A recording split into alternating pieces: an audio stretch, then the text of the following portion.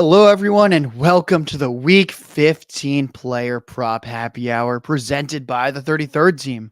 I'm your host, as always, Josh Larky, joined as always by my co-host, Ryan Reynolds, with the gold shades looking good. And for the first time, we're going to have our new and recurring guest for the show, our new resident data scientist, Mr. Ahaan Rungta. He and I used to work together at Player Profiler. We've been reunited at the 33rd Team. Today, each of us is going to bring 3 player prop bets to the table. We are going to discuss the line, the best sports book we found for it, and why we decided that this was a prop we are willing to go to bat for. Folks, let's get right into it. Ryan, what is your first player prop bet of the day? We'll start us off with Lamar Jackson over 215.5 passing yards. You can get it at minus 115 on DraftKings. You know, the Jaguars are giving up 300 passing yards each of the last 3 games. CJ Stroud, no problem. Jake Browning and Joe Flacco, I want to bet against this defense when I can. Jackson is not a voluminous passer. I say this all the time. He never has been, but he's beat this number against the Jags last year. And much like last week against the Rams, this is another highest feeling spot against a below-average pass defense with a quarterback on the other side that can push the score upwards. I took this as soon as I saw it. Folks, if you have heard anything Ryan's talked about this year on our podcast, you'll know that he is a noted Lamar Jackson passing skeptic. If he is on his passing yards over, you should be as well. Ryan Reynolds, NFL on Twitter. His work is free on the33rdteam.com. Survivor thoughts, NFL power rankings, his expert picks and predictions for every game, this show, and then on Saturday, tomorrow, he will let you know exactly what he's betting on in each and every game. Ahaan, it's time for you to make your debut. Why don't you start us off with a kicker prop? There's nothing sexier than a nice kicker over. The only thing sexier is Ryan in those shades. But I'm going to start with kicker prop because when you want, I hate to say the word safe, but when you want to go to something where you feel like, yeah, I will live and die by this bet, and I will go to sleep at night thinking, yeah, I made the right decision regardless of the result. You go to your systems, and a system that has been a wagon for me this year is kickers against the New York Jets, and I don't care that it's the Miami Dolphins this week who are aggressive and, analytically driven. They do the right thing and go for short 4th downs, etc. Jason Sanders over 1.5 field goals at plus 105 on DraftKings. Their best price is just too good of a price. So he has 2+ attempts in only 5 of 13 games. But if you look at the misses in a few of those games, he kicked 4 extra points, 4 extra points, 6 extra points, 10 extra points, 6 extra points. The conversion rate just has to be down at some point, and the Jets are a good contender to do that against. You look at field goal attempts from kickers against the Jets this season.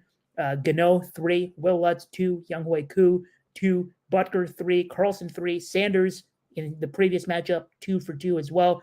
Tyler Bass, 7. Cameron Dicker, 2 for 2. That's the Chargers team that goes for it a lot. Still kicked 2 field goals. Ryland, 2 for 4. Brandon Aubrey, the GOAT, 5 for 5. Really, the only 2 misses were the Eagles when they couldn't really score, which is an anomaly game from a lot of perspectives, and there was another miss as well. But plus money, Jason Sanders over 1.5 field goals. Guys, that is Ahaan Rungta on Twitter. He'll have a projections article up this week on the33rdteam.com. His projections are also embedded in my fantasy rankings, along with Kev Wheeler and Matthew Hill's rankings, the33rdteam.com. Let's keep the plus money train going. I'm going to take Breece Hall over 4.5 receptions, plus 120 on DraftKings. He's been over in each of his past 4 games. We need him to get 5. He's actually averaged 6.5 over the past 4 games. He's over in 6 of his past 8. Breece Hall's had 50 or fewer rushing yards each of his past 8 games. The Jets' run game's broken.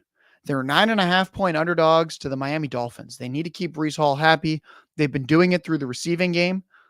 This is the kind of line that if it was minus 115, I still would have taken. So at plus 120, I'm more than happy to add Breece Hall over 4.5 receptions to my portfolio. Ryan, I'm going to kick it back to you for your second prop bet of the day. This is a matchup-based play, too. James Conner over 51.5 rushing yards, minus 115 on DraftKings. Conner's beaten this number in 7 of his 9 games this year. He had 52 yards rushing on 11 carries earlier in the year against the 49ers when Arizona was blown out.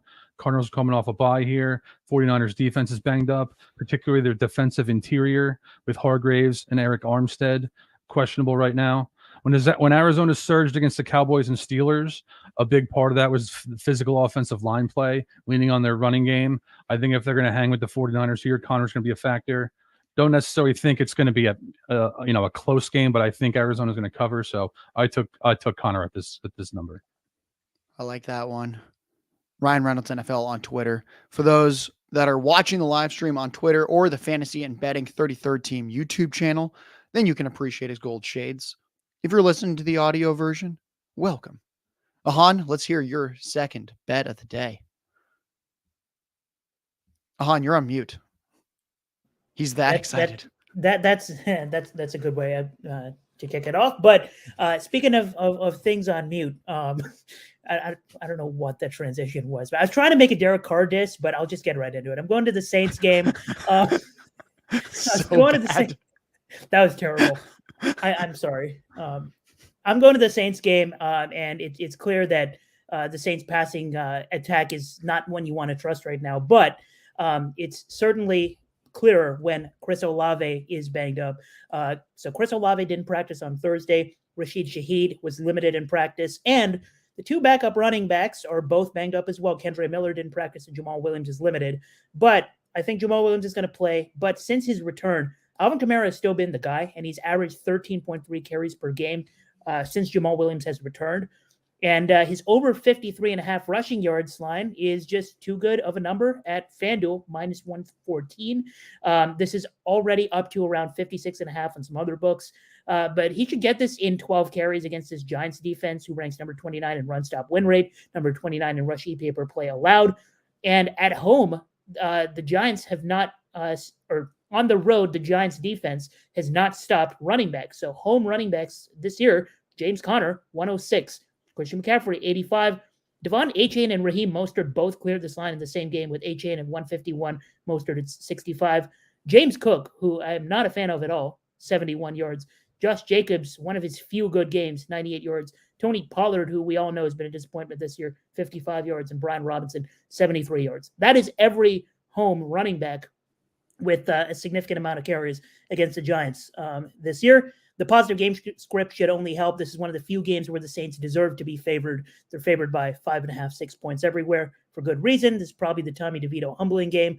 So over 53.5 rushing yards, minus 114 FanDuel. Ahaan, I like it. Ahaan Rungta on Twitter. If you're not one of the 20,000 people already following him, please write that egregious wrong after the show. I'm going to keep the running back rush yards overs going. Everyone out there knows that my favorite running back this year has been David Money Montgomery. We're going right back to him because all he does is make us money. Mr. Montgomery, we're going to take him over 65.5 rushing yards, minus 115 on DraftKings. 65.5 rushing yards. It's already up to 69.5 on FanDuel. We like that discrepancy. Montgomery's been over in 4 of his past 5 games. Overall this year, he's 8-2 on the over. And then you might be like, well, Josh, it must be a hard matchup then if he almost always hits this number. And that is where you're wrong, because he faces Denver. Denver allows 5.5 yards per carry to running backs, 124.5 rushing yards per game to running backs. Both of those are the highest marks in the NFL.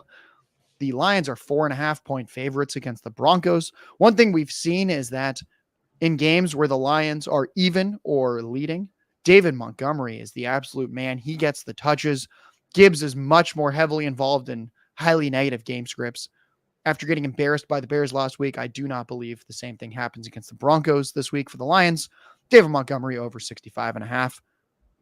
And folks, you might be thinking, this is the start of my fantasy playoffs this week 15. If that is the case, the33rdteam.com, my fantasy rankings are free. You will see that I have David Montgomery as my personal RB5 this week. If I'm going to be that ahead of consensus, then I might as well put my money where my mouth is in the player prop market as well. Ryan, your third and final bet of the day. I wanted to bet on Jaden Reed this week. Over 52.5 receiving yards, minus 110 on DraftKings is what I ended up leaning on. You know, Christian Watson isn't practicing, and with him out last week, Reed had 10 targets against the Giants. Generally speaking, you throw in the Buccaneers. If Watson is sidelined again and we're trending in that direction, Reed's the most relevant pass-catching talent on the Packers. I'm also a regression better, and Reed's yards per reception over the last 3 games has been absurdly low. So that's why I ended up going with yards instead of his 4.5 receptions. I took this as soon as I saw it. I was going to say, Ryan, if I remember correctly, he caught 8 passes for 27 yards last week. Yeah. Which is kind of like a Breece Hall stat line. Yeah, I like this. You are the regression master. Ryan Reynolds NFL on Twitter, the33rdteam.com. You will see what he's betting on in each and every game in that article that's up on the site tomorrow. Ahaan, let's close your debut with a bang. Your third and final prop bet of the day. I am finishing out with the Sunday night football game this week, and I'm finishing out with the only under of the show. I feel like I have to have some under, some exposure to an under every week. But this is one that stood out to me, in general, when we did the projections, and I saw the number that came out with this guy, and it was well below the Vegas projection. And I realized that I may or may not have made a mistake with giving him the correct target share, but then I fixed it, and then it was still very low. So I'm still taking the under on Zay Jones at 42.5 receiving yards over at FanDuel. It's -102. On every other book, it's 40.5. I'm still fine with that, but I'd rather get the better price under 42.5 receiving yards. Baltimore's defense is elite, and they pressure the quarterback. Trevor Lawrence has struggled under pressure this season. Baltimore ranks number 10 in pressure rate, number 13 in pass rush win rate. And last week, Zay Jones got 14 targets to lead the team. He only converted that into 5 receptions and 29 yards. You might think, well, he's getting the targets now because Christian Kirk is out, so we shouldn't fade him. Well, my conjecture is that they realized after last game that Zay Jones is not the best player on their team. So they should fix the fact that he led the team in targets. They should feed Calvin Ridley more. They should feed Travis Etienne more, and they should feed Evan Engram more instead of Zay Jones. So there's a reason if you look at his receptions line, it's around 3.5, little juice to the over at 3.5. And if he gets even 4 receptions, he's probably not going to clear this 42.5 receiving yard line because Baltimore, they rank number 2 in PFF coverage rate. They don't allow the big play. They've allowed the lowest yards per reception to wide receivers this year. And Zay Jones, despite all of this, he was kind of the red zone guy early in the season. Then he got hurt. Then he had problems off the field. Then he came back, and he's still a very low ADOT guy anyway. He's number 82 in ADOT. If there's going to be a wide receiver that steps up in the absence of Christian Kirk, it's either Calvin Ridley or Parker Washington. I don't want to back either of them. I'd just rather fade the guy who's just not as good of a player, just Zay Jones under 42.5 receiving yards. Folks, that is Ahaan Rungta on Twitter. He is our new data scientist at the 33rd team for our fantasy and betting department, making his debut with a bang.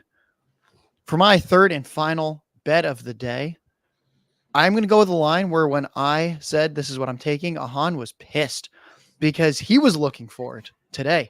Little did he know I've been waiting on this line for 2 days. Ryan and I have talked about this on shows a couple times now. I'm going to go with Jerome Ford over 14.5 receiving yards, -114 on FanDuel. This is already heavily juiced to the over on DraftKings, so FanDuel has by far the best odds. Over 14.5 receiving yards. He has at least 3 catches, at least 31 receiving yards in both games with Joe Flacco. You might be like, Josh, that's kind of a small sample. What about the other games? Well, first off, Joe Flacco is immobile. Deshaun Watson, PJ Walker, Dorian Thompson-Robinson. These are all mobile quarterbacks. It's kind of played out at this point. We understand, we get it. Quarterbacks that are able to run do not check the ball down to running backs as much. It's obvious. Why would you check the ball down when you can just run it yourself? Joe Flacco is like Jared Goff. These guys are sitting ducks. It is why running backs have good target shares with them. It is why running backs are so productive. Overall, since the Chubb injury, he's still 7-5 on this line. But then we look at the matchup. Overall in the season, the Bears have allowed the most receiving yards per game to running backs this year. And then Ryan and I were talking about this, and he said, why don't you rerun the numbers for the last month? The Bears have been a much better defense this last month. I agree. They have been better, but it is still the 9th most receiving yards per game to running backs over the past 4 games. So even with Montez Sweat, even with the defense getting better and healthier, they are still a sieve to running back receiving yards. We are going to bet on Jerome Ford this week.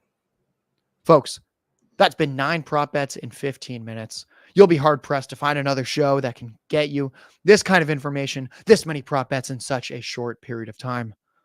From myself, Josh Larky, from my co-host, Ryan Reynolds, from our new recurring guest, our data scientist, Ahaan Rungta, from the 33rd team. Thank you, everyone.